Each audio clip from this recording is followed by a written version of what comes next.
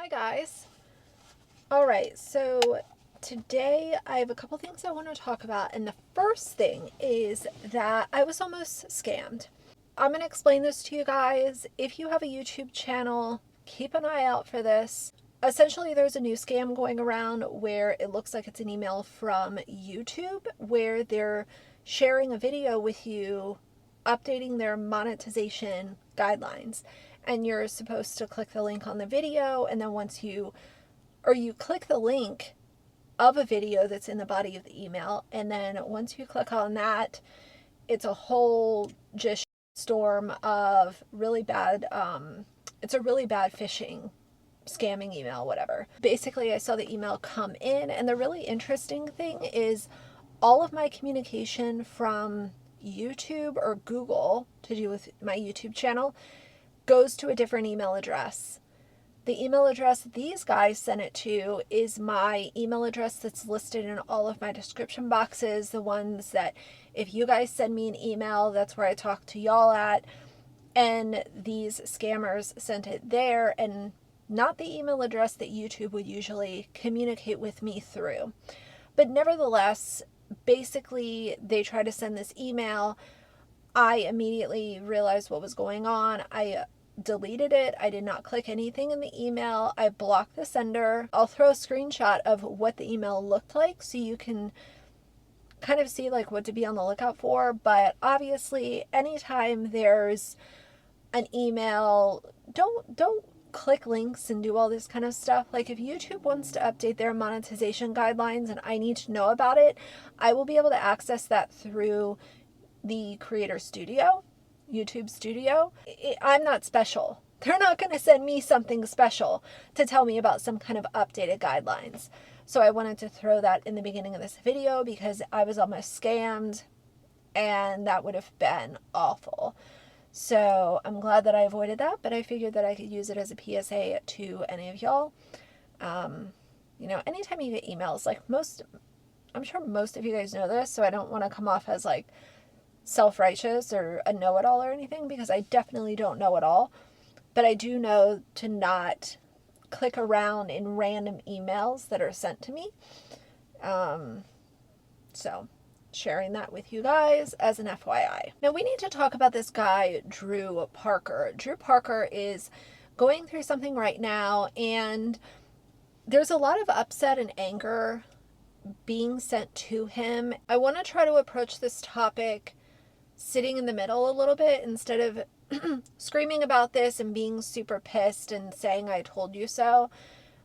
I'd like to approach it a little differently because I don't think that screaming I told you so to somebody in this situation is going to do anything to strengthen the conversation about kids not being on social media. So Drew has 181,000 followers on TikTok.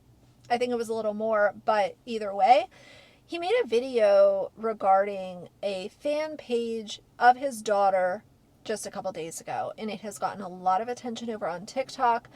Numerous creators talking about it, lots of comments. He's a well-known guy. He definitely has a following, so this is not something that's going to slip under the radar, and people definitely are letting their feelings be known about this situation and how it ties to the conversation of kids not being on social media. Now, I'm going to give you guys kind of the cliff notes of what his video said. He started out by saying, I want to thank everyone who went and reported that Instagram, quote, fan page of my daughter. Obviously, fan pages, super problematic. People that run these fan pages for children are bizarre and creepy and weird. And obviously, the conversation is, okay, well, the fan pages wouldn't have any content if you weren't sharing your kids, which is the obvious. But the pages that are existing showing his daughter and her photos, these are much worse than just a normal creepy fan page because they are making threats about SA and just going way outside the lines of just being a weirdo who has a fan page. He continued by saying, I have privated all content that has his daughter in it. I don't even know what to say. You took something that was a happy thing that I did with my family and corrupted it for your own needs. Doing something happy with your family, I am here for it. Take all the videos, take all the photos, create memories, do cool stuff with your family. But not everything that you're doing with your family needs to be content. And that's the conversation that has been growing. Just because you're capturing these videos and memories, it doesn't mean that your followers should necessarily have access to this content.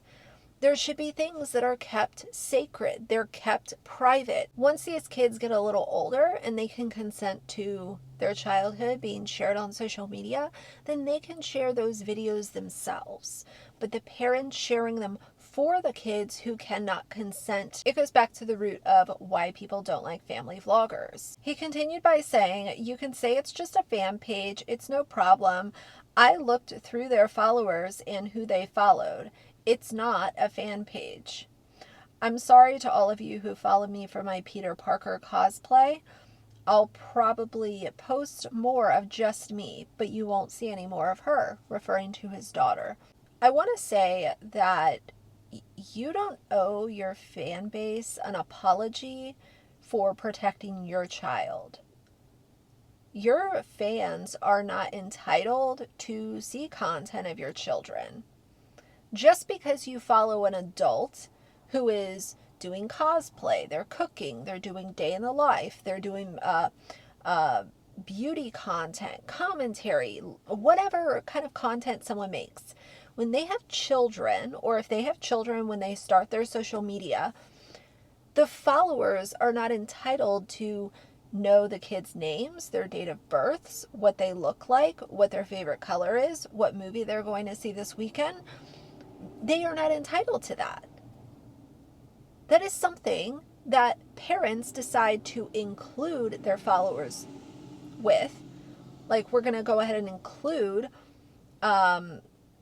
our kids in our content so that followers can get to know the whole family. That is not, if you feel like you have to apologize to your fans for protecting your kids, I don't know. To me, that kind of sounds like you're concerned that you might lose followers because you're choosing to protect your child now and you won't be showing your kids. And if you feel like you're going to lose followers because you're protecting your child or your children, those are most definitely people that I would want nowhere near my page. If you're upset that I'm protecting my kids, I do not need or want you as a follower. Stay away from me. That's how I would feel about it. I know most of you aren't like these animals, but I have to do what's best for my daughter and her safety right now. And for her safety right now, that's keeping her off the internet, obviously.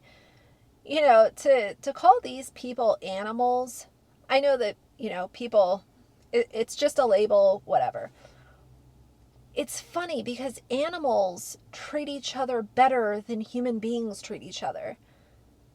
That is so wild to me. And human beings that act like literal pieces of garbage are then labeled animals.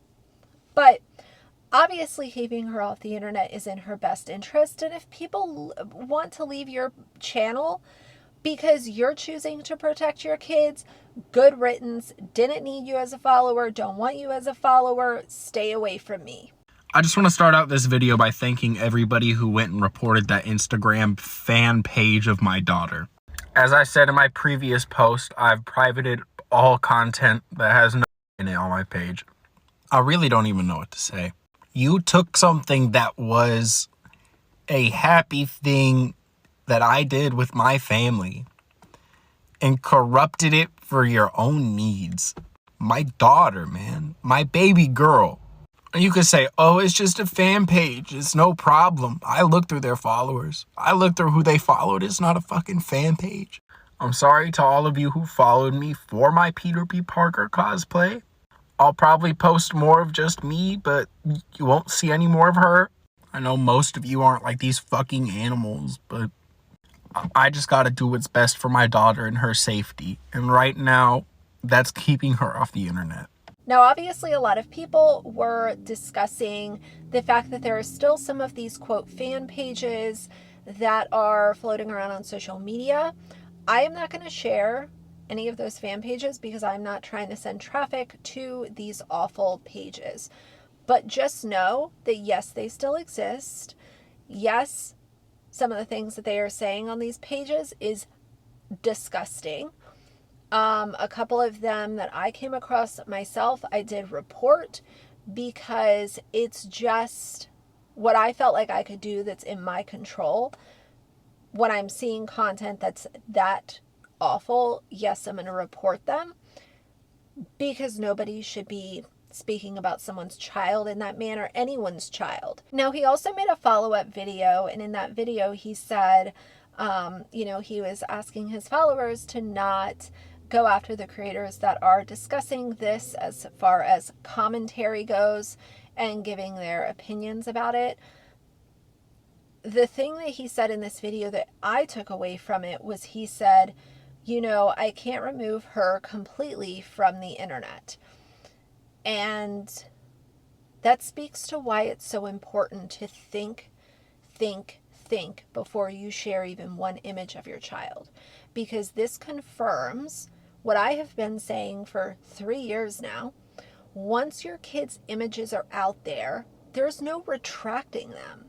Do you know how quickly people are saving these videos, taking screenshots, and saving them on files to do really vile and disgusting things with? As soon as that image is put out, it could be up for 10 seconds, and depending on the size of your platform, those 10 seconds, you could already have a group of people that have screenshotted it. Let's talk about a channel the size of like the Doherty Dozen, the Ace family, the LeBrant family, 8 Passengers, all of these big family vloggers. It would only take seconds. So before an image or video of a child is put out, for the love of God, consider that once it's out there, there is no getting it off the internet. These people already have it saved God knows where, and it's up to them what they do with it. You gave it to them. Now, the thing that I will say is I really hope that this is a lesson learned for Drew, and I hope that maybe he can use his platform, since he does have a fair following, to educate people on why it's really important to not put your kids online. I would like to see more content creators taking their kids off of their platforms and then continuing the conversation as to this is why it's important. Kids should not have a digital footprint from the time that they're literally born. It's a vital conversation. It's important. And I know that sometimes it can get a little redundant, a little repetitive, but I do think it's important and I'm passionate about it. And that's why I continue to talk about it. My videos fluctuate on views depending on what I'm talking about. This video probably won't get very many views, but that's why I really hope that more creators do come to this conclusion and then use their platforms and their voice to say, I made a mistake. This is what I've learned from it. I'm never going to post my kid again. And, encourage other creators that are on social media that are parents or guardians of little ones to protect their kids too, because it is a very scary, toxic place to have kids' images floating around social media. Now, the last thing I want to talk about in this video real quick is that I went over to the Doherty Dozen just to check in and see what was going on over there. Some people on Instagram were asking, like, are you going to talk about Alicia? Like, what's going on? I'm bored. I'm tired of talking about Alicia. She has shown that she's never going to do better. She's only going to rinse and repeat. She does not care. And, there were some things going on there for a while where I just felt like I didn't want to bring any attention to their platform.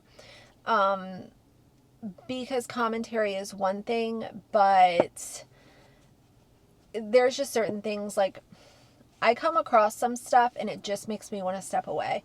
But what I will say is views are down for Miss Alicia. And Alicia likes to spend money. And her videos over the last month or so, she did a Get Ready With Me where it got like 15,000 views. So she, as I predicted, a year ago, unless she's blowing money, people don't want to watch her content. And to be a full-time content creator with 12 kids, that's a tough box to be in.